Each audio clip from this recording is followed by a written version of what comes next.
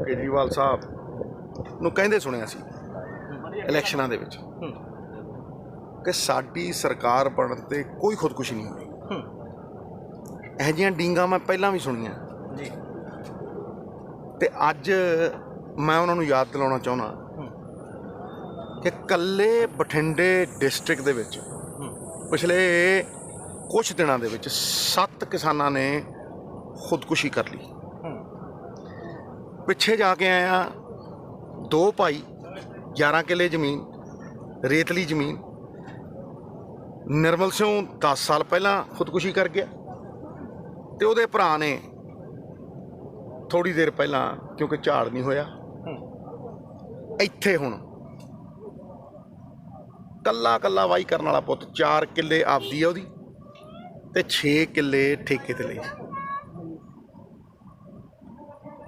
ਪਹਿਲਾਂ ਨਰਮੇ ਵਾਲਾ ਘਟ ਗਿਆ, ਕਰੀਬ 10-15 ਹਜ਼ਾਰ ਘਾਟਾ ਪਿਆ। ਫਿਰ ਕਣਕ 'ਚੋਂ ਝਾੜ ਘਟ ਗਿਆ 15,000 ਉੱਥੇ ਆ ਕੇ। ਅਗਲਾ ਠੇਕਾ ਕਿਵੇਂ ਲਵਾਂਗੇ, ਪੈਸੇ ਹੀ ਹੈ ਨਹੀਂ, ਮਾਰੇ ਗਏ ਹੋਏ। ਅਤੇ ਘਰ ਦੇ ਕੀ ਕਹਿੰਦੇ ਸੀ, ਆਹ ਸਿੱਧੂ ਸਾਹਿਬ ਜਿਹੜੀ ਡੰਗਰਾਂ ਨੂੰ ਅਸੀਂ ਤੂੜੀ ਪਾਉਂਦੇ ਹਾਂ ਨਾ, 10 ਰੁਪਏ ਕਿਲੋ ਹੈ। ਦੱਸੋ ਕਿੱਥੇ ਜਾਊ ਕਿਸਾਨ? ਸਿੱਧੂ ਸਾਹਿਬ ਕੌਣ ਜ਼ਿੰਮੇਵਾਰ ਹੈ ਇਹਦੇ? ਮੇਰੀ ਗੱਲ ਨੂੰ ਸੁਣੋ, ਸਾਰੇ ਜ਼ਿੰਮੇਵਾਰੀ ਲਈਏ ਨਾ, ਔਰ ਇਹ ਕਹੀਏ ਕਿ ਧਰਾਤਲ ਦੀ ਨੀਤੀ ਕਿਉਂ ਨਹੀਂ ਬਣੀ 30 ਸਾਲਾਂ ਦੀ ਗੱਲਾਂ ਹੈ। ਮੈਂ ਤਾਂ ਪਹਿਲੇ ਦਿਨ ਦਾ ਕਹਿਣਾ, ਪਿਛਲੇ 2 ਸਾਲਾਂ ਦਾ ਕਹਿਣਾ ਕਿ ਭਾਈ ਨੀਤੀ ਬਣਾ ਲਓ, ਡਾਈਵਰਸੀਫਿਕੇਸ਼ਨ ਕਰ ਲਓ, ਕਿਸਾਨ ਨੂੰ ਮਿਨੀਮਮ ਸਪੋਰਟ ਪ੍ਰਾਈਸ ਜਿਹੜੀ ਸਵਾਮੀਨਾਥਨ ਦੇ ਹਿਸਾਬ ਦੇ ਨਾਲ ਸਰਕਾਰ ਨੇ ਕਿਹਾ ਸੀਗਾ ਉਹ ਡਬਲ ਕਰ ਲਓ। ਜੇ ਅਸੀਂ ਕਿਸਾਨੀ ਨਾ ਫੜ ਸਕੇ, ਕਿਸਾਨੀ ਨਾ ਖੜੀ ਕਰ ਸਕੇ, ਪੰਜਾਬ ਕਿਵੇਂ ਖੜਾ ਹੋਣਾ? ਜਦੋਂ 60% ਆਬਾਦੀ ਤਰਾਹੀਮਾਮ ਕਰਦੀ ਹੈ ਅਤੇ ਪੰਜਾਬ ਖੁਸ਼ਹਾਲ ਕਿਵੇਂ ਹੋ ਸਕਦਾ? ਮੈਨੂੰ ਦੱਸੋ। ਭਾਵੇਂ ਕੋਆਪਰੇਟਿਵਾਂ ਦੀ ਗੱਲ ਹੋਵੇ, ਭਾਵੇਂ ਸਟੋਰੇਜ ਦੀ ਗੱਲ ਹੋਵੇ, ਭਾਵੇਂ ਡਾਈਵਰਸੀਫਿਕੇਸ਼ਨ ਦੀ ਗੱਲ ਹੋਵੇ, ਹਾਂਜੀ, ਕਿਸੇ ਚੀਜ਼ ਦੀ ਗੱਲ ਕਰ ਲਓ। ਦੇਖੋ, ਉਦੋਂ ਬਾਅਦ ਦੁਖਦ ਸਮਾਚਾਰ ਇਹ ਆਇਆ ਕਿ 2000 ਕਿਸਾਨਾਂ ਦੇ ਵਾਰੰਟ ਕੱਟਦੇ। ਬਾਅਦ ਦੇ ਵਿੱਚ ਚਲੋ ਇਹਨਾਂ ਨੇ ਉਸ ਗੱਲ ਨੂੰ ਰਫਾ ਦਫਾ ਕਰਤਾ। ਗੱਲ ਨੂੰ ਸਮਝੋ ਕਿ ਕਿਸ ਇੰਤਹਾ ਤੱਕ ਜ਼ੁਲਮ ਹੋ ਰਿਹਾ ਹੈ ਬਾਬੇ ਨਾਨਕ ਦੇ ਕਿੱਤੇ 'ਤੇ।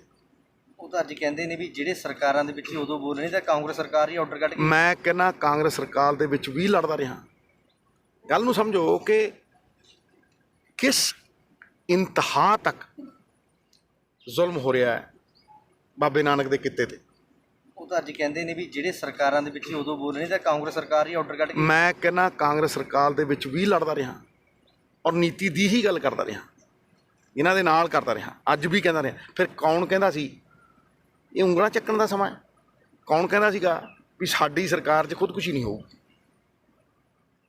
ਇਹ ਉਂਗਲਾਂ ਚੱਕਣ ਦਾ ਸਮਾਂ ਹੈ ਹੀ ਨਹੀਂ। ਇਹ ਤਾਂ ਸਿਰ ਇਕੱਠੇ ਸਿੱਟ ਕੇ ਹੱਲ ਕੱਢਣ ਦਾ ਸਮਾਂ। ਔਰ ਮੈਂ ਦਰਖਾਸਤ ਕਰਦਾ ਕਿ ਜੇ 1 ਕਰੋੜ ਰੁਪਈਆ ਕੇਜਰੀਵਾਲ ਸਾਹਿਬ ਕਹਿੰਦਾ ਸੀਗਾ ਵੀ ਉੱਥੇ ਅਸੀਂ ਕਿਸਾਨ ਨੂੰ ਦਿੰਦੇ ਹਾਂ, ਉੱਥੇ ਤਾਂ 4 ਖੇਤ ਸੀ, ਠੀਕ ਹੈ, ਭਾਈ ਅੱਧਾ ਹੀ ਦੇ ਦੇ, ਨੌਕਰੀ ਦੇ ਦੇ, ਲੇਕਿਨ ਇੱਜ਼ਤ ਦੀ ਰੋਟੀ ਖਾਂਦੇ ਤਾਂ ਕਰ, ਸਾਫਾ ਤਾਂ ਨਾ ਸਿੱਟਣਾ ਪਵੇ। ਇਹ ਤਾਂ ਸਾਡੀ ਪੱਗ ਨੇ। ਇਸ ਕਰਕੇ ਬਹੁਤ ਜ਼ਰੂਰੀ ਹੈ ਕਿ ਪੰਜਾਬ ਨੂੰ ਨੀਤੀਗਤ ਤਰੀਕੇ ਨਾਲ ਕੱਢਿਆ ਜਾਵੇ। ਸਾਰਾ ਰਿਸਕ ਕਿਸਾਨ ਸਹਿੰਦਾ। ਹੁਣ ਮੌਸਮ ਖਰਾਬ ਹੋ ਗਿਆ, ਝਾੜ ਕੱਟ ਗਿਆ, ਬਾਰਿਸ਼ ਨਹੀਂ ਹੋਈ, ਝਾੜ ਕੱਟ ਗਿਆ, ਜ਼ਿਆਦਾ ਹੋਊਗੀ ਤਾਂ ਝਾੜ ਕੱਟ ਗਿਆ। ਹਾਂਜੀ, ਐਸਪੀ ਵਾਲੇ ਮੁੱਦੇ ਨੂੰ ਕਿਸ ਤਰ੍ਹਾਂ ਵੇਖਦੇ ਹੋ? ਨਹੀਂ, ਇੱਥੇ ਉਹ ਗੱਲਾਂ ਨਹੀਂ ਗੀਆਂ। ਮੈਂ ਇੱਥੇ ਅਫਸੋਸ ਕਰਨ ਆਇਆ ਛੋਟੇ ਭਾਈ, ਜਿੱਥੇ ਜਿਹੜੀ ਗੱਲ ਹੁੰਦੀ ਹੈ ਉੱਥੇ ਹੀ ਸੱਜਦੀ ਹੈ। ਮੈਂ ਇੱਥੇ ਅਫਸੋਸ ਕਰਨ ਆਇਆ। ਸਿੱਧੂ ਸਾਹਿਬ, ਮੇਰਾ ਲਾਸਟ ਰੋਲ, ਜਿੱਥੇ ਆਪਾਂ ਏਰੀਏ ਦੇ ਵਿੱਚ ਖੜੇ ਹਾਂ, ਇਹ ਮਾਲਵਾ ਬੈਲਟ ਸਭ ਤੋਂ ਜ਼ਿਆਦਾ ਇੱਥੇ ਨਰਮਾ ਹੁੰਦਾ ਹੈ। ਤੁਹਾਡੀ ਸਰਕਾਰ ਆਈ ਸੀ, ਉਦੋਂ ਇਸ ਤਰੀਕੇ ਨਾਲ ਕਿਹਾ ਗਿਆ ਸੀ ਕਿ ਅਸੀਂ ਐਲਾਨ ਕਰਦੇ, ਹਜੇ ਵੀ ਮੁਆਵਜ਼ਾ ਬਹੁਤ ਜ਼ਿਮੀਂਦਾਰਾਂ ਭਰਾਵਾਂ ਨੂੰ ਨਹੀਂ ਮਿਲਿਆ। ਭਗਵੰਤ ਮਾਨ ਕਹਿੰਦੀ ਅਸੀਂ 101 ਕਰੋੜ ਰੁਪਈਆ ਜਾਰੀ ਕੀਤਾ। ਮੇਰੀ ਗੱਲ ਨੂੰ ਸਮਝੋ, ਇਹ ਸਮਾਂ ਉਂਗਲਾਂ ਚੱਕਣ ਦਾ ਨਹੀਂ। ਇਹ ਤਾਂ ਜਿੰਨੀ ਮਦਦ ਦੀ ਗੱਲ ਕੀਤੀ ਜਾ ਸਕੇ, ਕੋਈ ਇੱਥੇ ਆ ਕੇ ਇਹਨਾਂ ਘਰਾਂ ਦੇ ਵਿੱਚ ਇੱਕ ਵਾਰ ਆ ਕੇ ਬੈਠ ਜੇ, ਆਪੇ ਮੁਆਵਜ਼ਾ ਦੇ। ਮੈਂ ਪਿੱਛੇ ਕਿਹਾ ਵੀ ਇਹ ਗੁਰੂ ਗੋਬਿੰਦ ਸਿੰਘ ਦੇ ਕਹੇ ਹੋਏ ਵਾਰ ਕਿ ਬਾਪ ਦੇ ਘਨੇੜਿਆਂ ਦੇ ਉੱਤੇ ਪੁੱਤਰ ਦਾ ਜਨਾਜ਼ਾ ਇਦੋਂ ਵੱਡਾ ਬੋਝ ਨਹੀਂ ਹੈ। 61 ਸਾਲ ਦਾ ਬਜ਼ੁਰਗ, ਦੋਹੇ ਪੁੱਤ ਦਾ, ਇੱਕ 10 ਸਾਲ ਪਹਿਲਾਂ, ਇੱਕ ਹੁਣ, ਪੋਤਾ ਪੋਤੀ ਛੋਟੇ ਛੋਟੇ। ਜਿਹੜੀ ਟੀਪ ਹੁੰਦੀ ਹੈ ਨਾ, ਲਪਾਈ ਨਹੀਂ ਕਰਾਈ ਗਈ ਘਰ ਦੀ, ਮਿੱਟੀ ਲੱਗੀ ਕਿਉਂ ਕਿਉਂ 20 ਸਾਲ ਹੋ ਗਏ 20 ਸਾਲ ਹੋ ਗਏ 20 ਸਾਲ ਹੋ ਗਏ ਉਵੇਂ ਜੇਕਰ ਖੜਾ ਘਰ ਉਵੇਂ ਜੇਕਰ ਖੜਾ ਕਰ। ਜ਼ਿਮੀਂਦਾਰਾਂ ਦਾ ਇੰਨਾ ਮਾੜਾ ਹਾਲ ਹੋ ਗਿਆ ਯਾਰ। 12 ਕਿੱਲੇ ਜ਼ਮੀਨ ਹੈ 12 ਕਿੱਲੇ ਜ਼ਮੀਨ ਹੈ, 20000 ਵੀ ਨਹੀਂ ਬਣਿਆ। 2 ਲੱਖ ਤੋਂ ਉੱਤੇ ਬੰਦਾ ਇਹੋ ਜਿਹਾ ਜਿਹਦੇ ਕੋਲ 2.5 ਕਿੱਲੇ ਜ਼ਮੀਨ ਹੈ, ਉਦੋਂ ਮਿੱਟੀ ਨਹੀਂ ਲਪਾਈ ਗਈ ਘਰ ਦੇ ਉੱਤੇ। ਇੰਨਾ ਮਾੜਾ ਹਾਲ ਹੋ ਗਿਆ ਯਾਰ ਜ਼ਿਮੀਂਦਾਰਾਂ।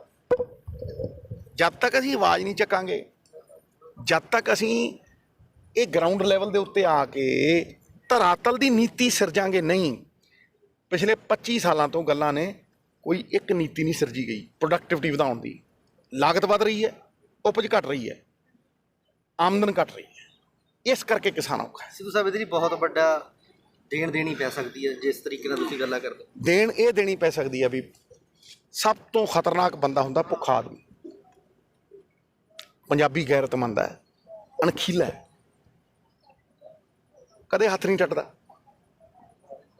ਫਿਰ ਜਦੋਂ ਇਹੋ ਜਿਹੀਆਂ ਮਜਬੂਰੀਆਂ ਆਉਂਦੀਆਂ ਫਿਰ ਕੀ ਕਰੂ? ਇਸ ਕਰਕੇ ਇਹ ਬੜਾ ਸਜਗ ਹੋਣ ਦੀ ਲੋੜ ਹੈ, ਬਹੁਤ ਹੀ ਇਹਤਿਆਤ ਵਰਤਣ ਦੀ ਲੋੜ ਹੈ। ਹੁਣ ਸਾਨੂੰ ਇੱਥੇ ਕਿਸੇ ਉਹਦੇ ਵਾਲੇ ਤੇ ਫਿਰਦੇ ਨਹੀਂ, ਕੋਈ ਇਲੈਕਸ਼ਨ ਲੜਨ ਨੂੰ ਵੀ ਨਹੀਂ ਫਿਰਦੇ।